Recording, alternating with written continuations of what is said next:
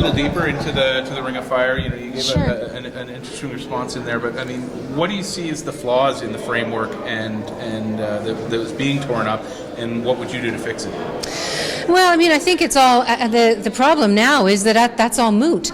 I mean, now we have a government that has torn up, you know, the agreement, and who now is got to find a way forward. I mean, we've already seen delays by the previous government. I think it's almost a dozen years now since the first announcement from the McGuinty government back in the day, and all this is going to do is delay things even further, and that's a shame when you think about the value that's there and the opportunity for communities across the area.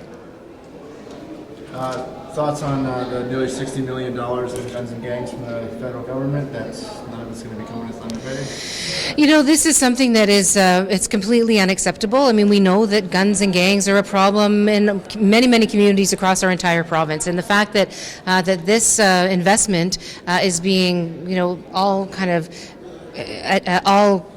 put together in the south, and that it's only targeted to ridings or to areas or communities in southern Ontario it's unacceptable. I mean, this is one of the reasons why we brought our meeting here today and over the last couple of days, is because we know that the north gets short shrift when it comes to these kinds of things, and you know, guns and gangs is one thing, and that money should have been distributed in a way that helped Thunder Bay deal with problems that you have here with guns and gangs. But to add insult to injury, and the government's pulling back on funding that prevent young people from getting tied up in guns and gangs. And so whether that's community-based programming, whether that's appropriate funding for schools that help kids to find their gifts and to stay involved in school, whether that's pulling away opportunity for young people to even attend post-secondary education, it's after-school programs. I mean, these are the things that prevent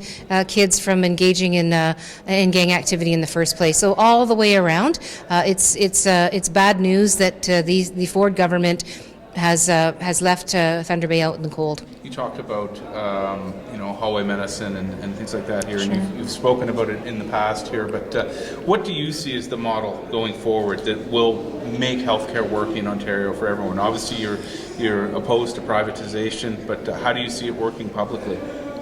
Well, I mean, one of the things I think is really clear is that the moment you're taking the healthcare dollar and you're peeling off, whether it's 5 cents, 10 cents, 20 cents, to the private profits of a private corporation, then that's 5 cents, 10 cents that isn't going into frontline healthcare. So the idea that somehow private companies are going to save the day is simply not true. And what we need to do is make sure we're investing those public dollars in our public healthcare system. Look, it is disappointing to no end that the Liberals let us down so badly with our hospitals, with long-term care, with home care. But the solution isn't to make things even worse by reducing funding even more, and quite the opposite. The Ontario government needs to fund hospitals and home care and health care at rates that help not only to provide the service, but to make sure that the people that work in that sector, particularly frontline workers, are able, to have a life themselves and keep a roof over their heads. And I think particularly about people like personal support workers who have become so much more part of our system, and they need to be respected and paid decent wages. And this government's done the opposite. What did you learn, I guess, from being here for these past few days, as priorities for the North?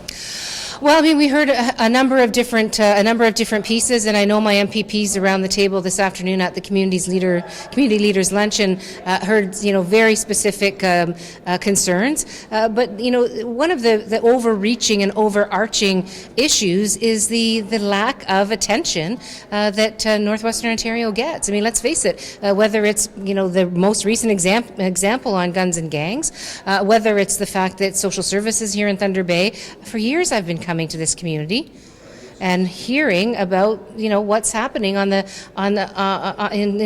social services sector, the helping sector, if you will. I mean, the resources aren't here, and they're not being provided. They're not being recognized by the provincial government that those supports need to be here. So it's about overall about the fact that down south, where all the decisions are made, there's very little attention paid to how those decisions impact Northern Ontario, and similarly, how Northwestern Ontario differs and needs differ here than the needs in the south. For Bombardier, we have no progress. We've got a car order on the way. Apparently. Hopefully. And the workers are watching the clock tick.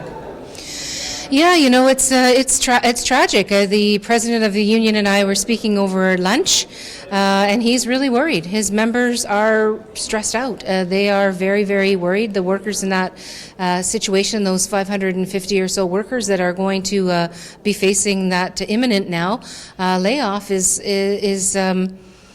something that shouldn't have happened, right? I mean, it shouldn't have happened with the federal government order for VIA, right? I mean, that should have been able to save some jobs in this community. It shouldn't have happened when the alarm bells were being rung by workers at the plant over a year ago now, and government sat on their hands and didn't deal with the fact that the orders, the tendering needed to happen so that the orders could be put on the books. And now we're in a crisis, and it's troubling that Judith and I have sent the government a letter asking them to step up to the plate, at least in providing supports for these workers. Some counseling support, some supports around perhaps pathways to new jobs through post-secondary education, for example, and other means. Just some way to show the workers that we are paying attention and that we're prepared to support them through this tough time. But we've heard nothing. We've heard nothing from the government. Now, following on that, you had Doug Murray from the CEDC was at the luncheon. Have you had any talks with Thunder Bay City Council and the mayor on this? No, in fact, I haven't. I don't know whether Judith has had the opportunity to do that. But certainly, one of the things that's clear is that municipalities are already, struggling to meet the needs of their communities. You heard that earlier today in our discussion here. This government's making it harder and not easier for municipalities to meet the needs of residents. And so whether that's, the municipality trying to find room in its budget, for example, to step up to the plate when it comes to some of the needs these workers are going to be having, and these programs that they're going to need to help them, it's impossible when the Ford government is making it harder for municipalities by taking funding away. So, again, I'm sure that the mayor is meeting with the company. I would hope so, anyways, and meeting with the province to try to figure out, how we can ensure that that order that was announced actually arrives and perhaps provides a little bit of reprieve. On the Ring of Fire, just as a follow-up to the earlier questions, the chief and council in Mattawa, Martin Falls, are excited. They want to move forward. They say they can't wait anymore for jobs. Well, again, I mean, I would say that the challenge that we have, though, is that there's a responsibility and an obligation that the Ford government, that any provincial government have, that conversation and that negotiation with First Nations communities. I mean, there is a duty to consult. It's a duty, and you can't simply get on a bulldozer and drive on, into the Ring of Fire and create a chaotic situation. It's just not the way things are supposed to happen, and I'm very, very troubled that this government doesn't seem to understand its treaty obligations and responsibilities, and doesn't seem to respect the necessity of engaging First Nations communities. And the last thing I want to see is a government that pits one community against another, that creates a divide and conquer kind of scenario. That's the last thing we need. We need to be working together. We need to be supporting each other, and we need to be unlocking the the economic opportunity for all communities in the Ring of Fire. And the Just a couple more. previous 10 years, we kept hearing from the previous minister that we have to get it right, and there hasn't been much progress. What would an NDP government do differently?